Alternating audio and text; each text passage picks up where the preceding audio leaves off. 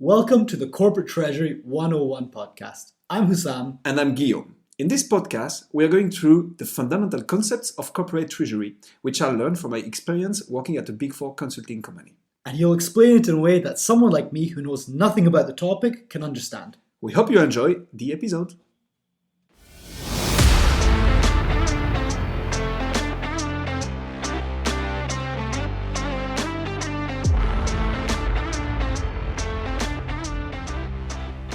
Hey man, how are you doing? I'm doing great, Sam. What about you, man? Good. I'm good as well. Nice. I'm good as well. It's a beautiful Saturday. So, It is. I want you to take me through this as a novice, as someone that knows little to absolutely nothing about Okay. corporate treasury. Can you please break down for me what exactly is corporate treasury, but explain it to a 10-year-old, for example. And I hesitated because I was going to say 5-year-old, but what 5-year-old is interested in corporate treasury? That's more of a 10-year-old topic. So please explain to a 10-year-old. Okay, happy to do so, man. So, we're going to go through what corporate treasury is. But in order to do so, I suggest we start by the very basic. And let's talk about treasury for small companies, right? Okay. So, treasury in a small company represents the amount of money available at a certain moment in time, in cash or in the bank account, for instance.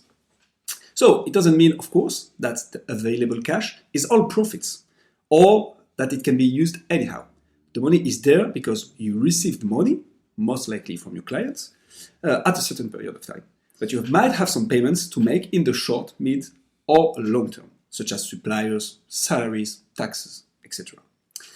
So, small business owners often say, okay, I have to take care of my treasury, which means I have to check that everybody paid me what they owe me, and what do I need to pay in the future, like the upcoming days, weeks, month, etc.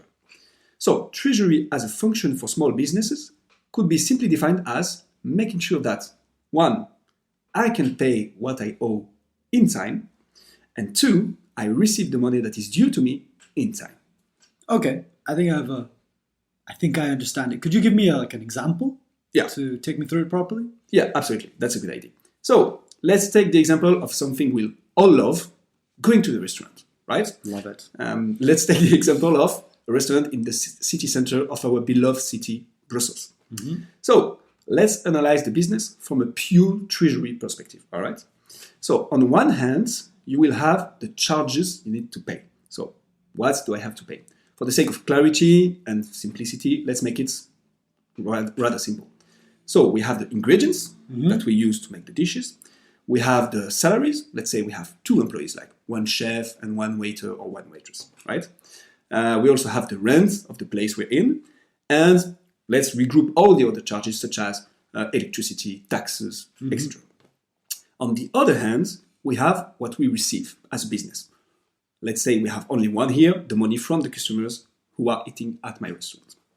So typically in that case, I will receive all the money before I have to pay my suppliers. Because the clients pay on the spot, right? They just come to the restaurant, they order food, they eat it, then they leave, and eventually they pay before they leave. Hopefully. Yeah. Hopefully, absolutely. So, I usually have periods of time between the moment I receive the ingredients and when I need to pay them. Let's take the example of 10 days. And the salaries, the rent, and the other charges comes once in a month, or eventually once in a quarter, once in a year, etc. So here we have a scenario where my treasury is positive. So its management is rather easy. Why? Because I will always have cash in my bank account or my cash register, if we are not in the middle of a pandemic, of course, since my client pay me right after I deliver them my products. But I, of course, need to foresee correctly when I need to pay whom and how much. For instance, part of my revenue will cover the ingredient expenses. I need to keep a certain amount of money for rent and other charges, and while, of course, not forgetting the taxes. So this is rather a basic example, but I think it represents correctly what treasury is for small businesses. Okay, Was it clear? that makes sense. But Cool. so if I understand right, that's a positive treasury because I have the money from my clients first, Indeed. and then I'm able to pay my expenses afterwards, or at least I get them on the spot, right? Exactly. What if it was the other way around, though? So how does that work? Yeah, okay. So that's a super good question. You are making it harder for me, but that's good. So now, indeed, it could be that it is the other way around, as you just explained. For some reasons, I am in a business where clients do not pay me immediately, but in X days. So it would be the case of a wholesaler, for instance. So let's keep the example of our restaurant, right? But this time we put ourselves in the shoes of the company selling the ingredients. Obviously, my clients, the restaurants, pay me 10 days after I deliver them the ingredients, right? To give them time to transform it, sell them in form of delicious dishes. But my suppliers, let's say the farmers, for instance, can't wait 10 days between the moment they deliver me the raw ingredients and the moment I pay them. So I end up needing to pay my suppliers or other charges prior receiving money from my clients. Technically, my company is not losing money. But if I can't pay my suppliers on time, the farmers, they won't deal with me anymore. And I might even go bankrupt. So I need to find a way of paying my suppliers before receiving my money. But this goes maybe a little bit too much in details for this first episode. Okay. So we'll definitely have to look into how do I, as a wholesaler, how would I manage that in the future? But let's get to that later. Exactly. Okay, so I think we have a very good overview of what treasury is, how it applies to a small business, whether a positive or negative treasury, in how they operate. This makes me think of like when I was at university, for example. I remember we set up a society and whatnot, and we had someone called a treasurer. Now, I wasn't the treasurer, I was a social secretary. So my job was just to organize some fun stuff and get money from him. Best job. Yeah, exactly. But we had a treasurer. I never quite understood what he did. So is that something that's in the corporate world as well, outside of university? And if so, what is the role of a treasurer, and does it have something to do with corporate treasury? Yes. So yes and no. Very good question, though. And that's a good link that you're making here. So typically what you described sounds like a non-profit associations, like students organizing an activity, so needed like a moral entity in order to do some business, deal with some suppliers, etc. It was a requirement to make a society. Indeed. Exactly. Absolutely. So indeed, when you start a company or non-profit association, in that case, in the article of incorporation, so the legal paper stating that the association exists in the eyes of the government, law, etc., there are often stated a president, a secretary, as you just said, and a treasurer. Typically, the function of the treasurer will be to open a bank account in the name of the association and maintain it.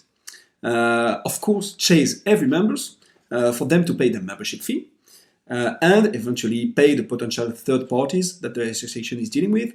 In the case of your example, probably some booze suppliers and some premises you might have rented to organize the parties.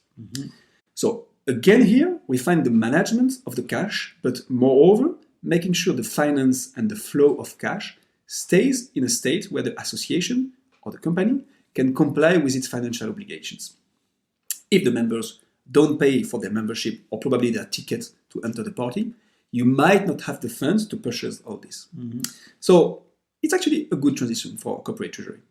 Okay, but like that doesn't answer what does a corporate treasurer do? Because we're older than university now. I'm not going to make any more university societies. What does a corporate treasurer do? PD. But yes, so good question. Fair enough. So corporate treasury. We start talking about corporate treasury for companies that reach a certain size, right? This is where corporate comes from. So in terms of turnover, numbers of employees, etc. So basically, all what we just described still applies, with obviously more complexity. So paying our 2 restaurant employees is a thing. Making sure you can pay dozens of thousands of employees all around the world is another. And same for your suppliers. Same for the collection of money when, for instance, you have millions of clients. So we will cover all the main topics of corporate treasury in the next episode. But what is important to remember here is when you have to deal with those millions of clients, thousands of employees and suppliers in different countries and so currencies, collecting money on time and paying all your counterparties on time becomes critical. Because if not, your reputation is at stake and you can very easily go down the slippery slope of bankruptcy.